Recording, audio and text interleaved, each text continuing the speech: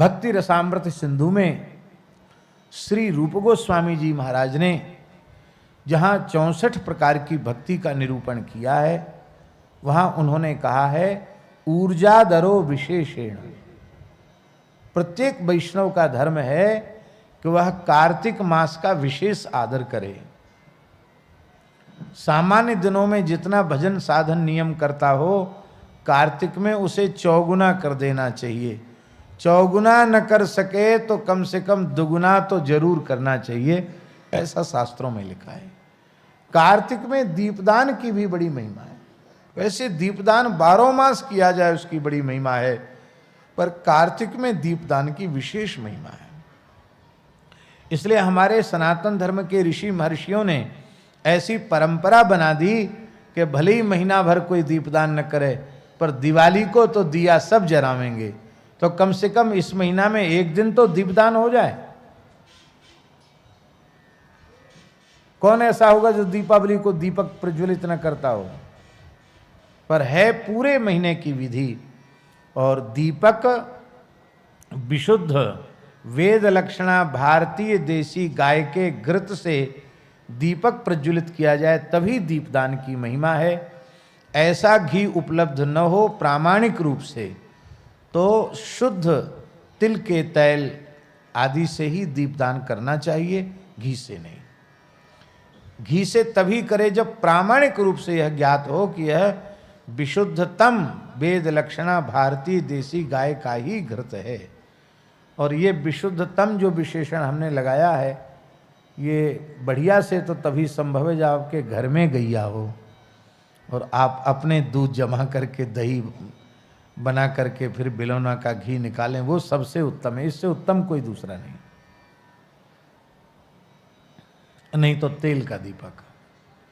दीपदान के समय तुलसी के लकड़ी में, सूखी लकड़ी में थोड़ी सी रुई लगा करके उसको घी में डुबा करके उसके अग्रभाग पर थोड़ा कपूर लगा करके उसे प्रज्वलित करके उसकी अग्नि से दीपक को प्रज्वलित करना चाहिए। दिया सलाई से नहीं, मोमबत्ती से नहीं। पुराण में लिखा है बाबा कि कार्तिक मास में एक बार श्रद्धा पूर्वक तुलसी के सूखे काष्ठ से भगवान के निमित्त दीपदान करता है तो उसे 60 करोड़ वर्ष तक भगवान के नित्य धाम में सेवा प्राप्त होती है। भगवान के श्रीअंग की सेवा कितने वर्षों तक?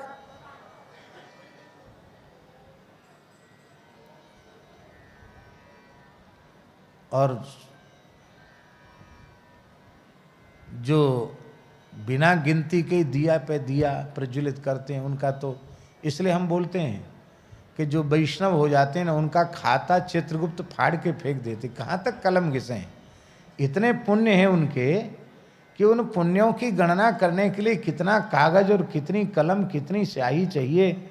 इसलिए कहते भैया अब तो ये भगवदीय जीव हो गया, अब इसके कोरे कागज पड़े हुए हैं, उस पर तो जय श्री कृष्ण लिखो, श्री कृष्णा शरणम लिखो, अब इसका तो सब खाता समाप्त है। वैष्णव के पुण्य की सीमा नहीं है और दीपदान करके उसका पुण्य अपने पास नहीं रखता। अनेन दीपदानाख्य कर्मणा श्री कृष्ण चंद्र प्रियताम नमम श्री कृष्णार्पणमस्तु श्री रामार्पणमस्तु, भगवान को अर्पित कर देता है। एक रानी थी बाबा, पुराणों में, स्कंद पुराण में कथा आती थी। सूर्यवंश की रानी थी, चक्रवर्ती सम्राट साम्राज्ञी थी वो। तो वो हमेशा दीपदान करती, बड़ा उसको प्रेम दीपदान में। नदी के सरयू जी के किनारे दीपदान, पीपल के नीचे दीपदान, तुलसी के नीचे दीपदान, बट के नीचे दीपदान, चौराहे पर दीपदान, आकाश दीपदान, ब्राह्मणों के यहाँ दीपदान, गौशाला में दीपदान। गौशाला में दीपक रखने की बड़ी महिमा है। तो एक बार विभांडक ऋषि आए और उन्होंने पूछा कि महारानी आपकी दीपदान रूपी कर्म में इतनी श्रद्धा क्यों है? उसने कहा महाराज अब तक किसी ने पूछा नहीं और ऋषियों से ब्राह्मणों से छिपाव दुराव रखना नहीं चाहिए, कपट नहीं करना चाहिए। इसलिए मैं बता रही हूँ, मैं पूर्व जन्म में चूहिया थी। क्या थी? चूहिया थी। तो मारजारी बिल्ली हमारे पीछे पड़ी, तो बिल्ली के डर के मारे मैं भगवान के मंदिर के, नारायण भगवान का मंदिर था, गर्भगृह में घुसी चली गई। पर बिल्ली ने तो वहां भी मेरा पीछा नहीं छोड़ा, वो मंदिर में घुस गई।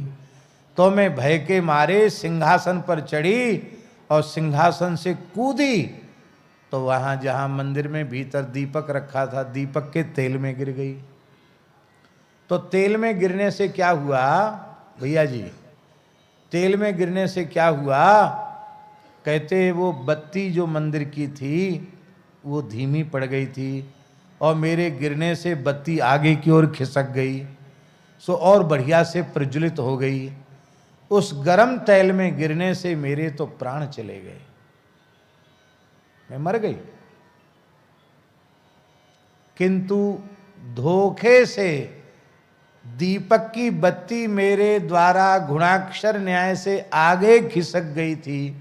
उस पुण्य के प्रभाव से मुझे सूर्य लोक की प्राप्ति हुई।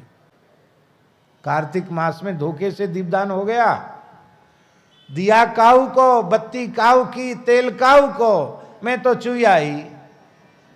बचवे के ताई मैंने छलांग लगाई और सौभाग्य से गिर गई दीपक के तेल में, बत्ती आगे बढ़ गई। तो उसके पुण्य के प्रभाव से मुझे सूर्य लोक की प्राप्ति हुई, और सूर्य लोक में सुख भोगने के बाद मैं चक्रवर्ती, सूर्य वंश के चक्रवर्ती सम्राट की साम्राज्ञी बनी। मुझे अपनी पूर्व जन्म की स्मृति में चूहिया थी, धोखे से दीपदान हो गया, तब उसकी इतनी महिमा है। और श्रद्धा पूर्वक दीपदान करें तब तो हमारे हृदय का अविद्या का अंधकार मिट जाएगा, और सदा सर्वदा के लिए भगवान के चरण कमल प्राप्त हो जाएंगे। यहाँ शैलेश जी 60 करोड़ वर्ष की जो बात है ना, वो 60 करोड़ इस अर्थ में है, माने अनंत काल के लिए। 60 का मतलब 60 करोड़ ही मत समझना, 60 करोड़ एक बड़ी संख्या है। बड़ी संख्या का मतलब है अनंत काल के लिए। क्यों? भगवान के धाम की तो मर्यादा है, यद गत्वा न निवर्तन्ते तद धाम परमम मम। पर कुछ न कुछ तो कहना पड़ेगा, इसलिए 60 करोड़ की एक सीमा बता दी कि एक बार दीपदान कार्तिक में कर ले तो 60 करोड़ वर्ष तक की, और भगवान की नित्य धाम में नित्य सन्निधि और भगवान का नित्य कैंकर्य प्राप्त होता है। अब एक बार और सुन लो, पूरे महीना भर दीपदान नहीं कर सके हो, कार्तिक के नियम का पालन नहीं कर पाए हो, तो एकादशी से पूर्णिमा तक भी दीपदान कर लोगे, नियम पालन कर लोगे, तो पूरे महीने के कल्पवास का पुण्य आपको मिल जाएगा। पर पुण्य अपने पास रखना नहीं, चोर डकैत पीछे लगे हुए हैं। कछु अच्छो काम करो, तत्काल बोल दो श्री कृष्णार्पण मस्तु। ऐसा बढ़िया फिक्स डिपॉजिट कर दो कि जहां किसी को हवा भी न लगे, और ऐसे केवल भगवान के चरण कमल हैं, जहां सत्कर्म भगवान को निवेदित हो जाता है तो अक्षय हो जाता है भगवत प्रीत्यर्थ। और भैया जी इससे एक लाभ और है, वो लाभ क्या है? वो लाभ ये है कि आपने जब कृष्णार्पण कर दिया तो आप में अहंकार नहीं रहेगा। ध्यान में ही बात, बड़ी सूक्ष्म बात है। और कृष्णार्पण करने के बाद भी अहंकार है कि मैंने इतना नाम, इतने लाख, इतने करोड़ नाम जप किया, या मैंने इतना दान किया, मैंने इतना पुण्य किया, तो इसका मतलब झूठ बोल रहे हो, तुमने कृष्णार्पण किया ही नहीं है। अर्पित कर दिया तो ठाकुर जी का हो गया, अब हम कहने सुनने के अधिकारी नहीं रहे। तो अहंकार से जीव, कर्तृत्वाभिमान से, कर्तापने के अहंकार से जीव बच जाता है। तो कार्तिक में दीपदान की महिमा है। तो शास्त्र की मर्यादा है, यद्यपि 7 पुरियां मोक्ष प्रदायिनी हैं, अयोध्या, मथुरा, माया, काशी, कांची, हेमंतिका, पुरी, द्वारावती, गया, सप्तैता मोक्षदायिका, और अभी आपने सूर्य वंश के वर्णनक क्रम में अयोध्या महात्म्य का भी श्रवण किया है। अयोध्या की बहुत भारी महिमा है। फिर राजर्षि अम्बरीश अयोध्या में कल्पवास न करके मथुरा में कल्पवास करने क्यों आए? इसका आशय यह है, शास्त्र की एक मर्यादा और है रसिया बाबा, कि तीर्थवासी को अपने व्रत की पूर्णता करने के लिए अन्य तीर्थ में जाना चाहिए। क्यों? उससे दूसरे तीर्थ का आदर बढ़ेगा। मथुरावासी अयोध्या जाएं, अयोध्यावासी मथुरा आवें, जगन्नाथपुरी वाले द्वारिकापुरी जाएं और द्वारिका वाले जगन्नाथपुरी आवें, बद्रीनाथ जी वाले रंगनाथ जी जावें, रंगनाथ जी वाले बद्रीनाथ जी आवें। कितना अद्भुत विधान है। भारतवर्ष को एक सूत्र में बांध देने का विधान। पूर्व वाले पश्चिम में जाके करें, पश्चिम वाले पूर्व में जाके करें, उत्तर वाले दक्षिण में जाके करें, दक्षिण वाले उत्तर में आके करें। ये पूरा देश प्रेम के एक सूत्र में बंध जाए, ये परंपरा है। तो प्रतिवर्ष कल्पवास अयोध्या में तो करते ही थे, पर एकादशी के व्रत का उद्यापन करना था, इसलिए आप विशेष अनुष्ठान के लिए मथुरा पधारे। और आज भी मथुरा में अम्बरीश टीला है। अम्बरीश टीला है ना मथुरा में, आज भी मथुरा में अम्बरीश टीला है, जहां अम्बरीश जी अपने ठाकुर जी को अपने माथे पधरा करके 1 महीने विराजमान रहे, कल्पवास की विधि से विराजमान रहे। बोलो द्वारिकाधीश की जय। व्रतान्ते कार्तिके मासी त्रिरात्रं समुपोषितः, स्नातः कदाचित् कालिन्द्यां हरिं मधुवनेर्चयन्। आपने 3 दिन का उपवास किया, दशमी, एकादशी और द्वादशी, ये 3 दिन का उपवास किया। ये त्रिगुणित करके व्रत क्यों किया? तीनों दिन निर्जल रहे, दशमी को भी निर्जल रहे अम्बरीश जी, एकादशी को भी निर्जल रहे और द्वादशी को भी निर्जल रहे। और ये वंजुला महाद्वादशी थी, इसकी चर्चा भी हम करेंगे, वंजुला महाद्वादशी क्या है। तो एकादशी संपूर्ण हो और द्वादशी तिथि आ जाए और द्वादशी में त्रयोदशी भी आ जाए और थोड़ी त्रयोदशी उसमें आ जाए, तो उसको वंजुला महाद्वादशी कहते हैं। तो उसका व्रत के पारण का समय दूसरे दिन द्वादशी में ही हो जाना चाहिए। द्वादशी त्रयोदशी एक हो जाए, ऐसा समझिए। अभी हम श्लोक बोलेंगे उसका। और वैसे भी एकादशी का व्रत 3 दिन का व्रत है, हम लोग उसको 1 दिन का व्रत मानते हैं। और हम लोगों का व्रत तो खाना पूर्ति है। कैसी खाना पूर्ति?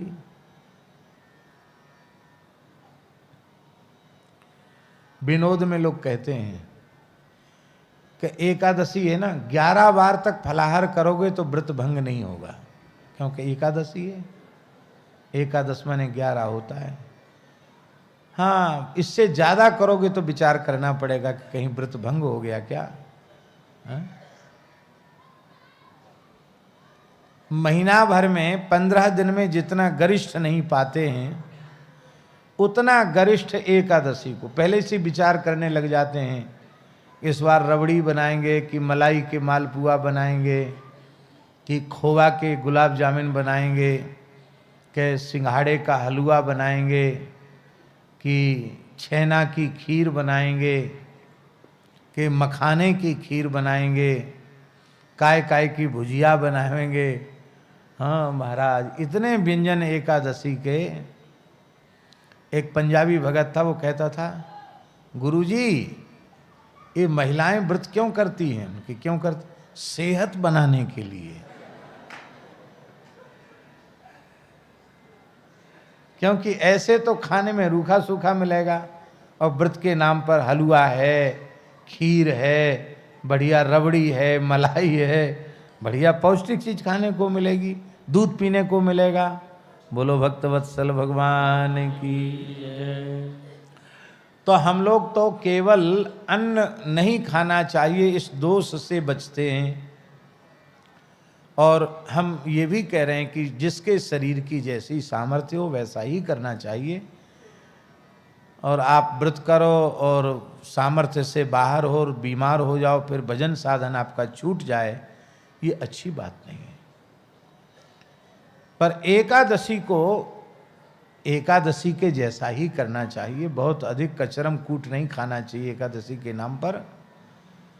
सूक्ष्म सात्विक आहार होना चाहिए जिससे रात्रि जागरण संभव हो सके, क्योंकि एकादशी में रात्रि जागरण की विशेष महिमा है। तो एकादशी का व्रत बाबा 3 दिन का है। दशमी को एकाहार, एक समय भोजन, भूमि शयन, ब्रह्मचर्य का पालन, और फिर एकादशी को एक बार फलाहार, रात्रि जागरण, फिर द्वादशी को एक ही बार पारण के समय जो लेना है, उसके बाद दोबारा कुछ नहीं खाना है। तो 3 दिन का व्रत हो गया कि नहीं। दशमी को रात्रि में नहीं खाना है, सवेरे बाल भोग भी नहीं करना, एकाहार लेना है। द्वादशी को भी एकाहार लेना है, और एकादशी जैसी आराम हो जाएंगी, दंडौत करके चली जाएंगी। भैया ये भूखों मर रहे हो, या के पास रह के हम क्या करेंगे। तो हम तो बीमारियों को भी बढ़िया बढ़िया माल खिलाते हैं, तो बीमारी हमको छोड़ के नहीं जाती। बोलो भक्तवत्सल भगवान की जय। तो 3 दिन का उन्होंने व्रत किया, और उस व्रत में श्री यमुना जी में आप नित्य स्नान करते, भगवान श्री हरि का अर्चन करते, महाअभिषेक विधिना सर्वोपस्कर संपदा अभिषिच्याम्बरा कल्पैर गंधमाल्यार्हणादिभिः। भगवान केशव देव जी का महाअभिषेक किया, राजोपचार महाराजोपचारों से भगवान का पूजन किया, और भगवान का अभिषेक करके भगवान को सुंदर बहुमूल्य वस्त्र आभूषण धारण कराए, सुंदर मालाएं धारण कराएं, श्री अंग में चंदन का लेप किया। तद्गतांतर भावेन पूजयामास केशवम ब्राह्मणाश्च महाभागान सिद्धार्थानपि भक्तितः।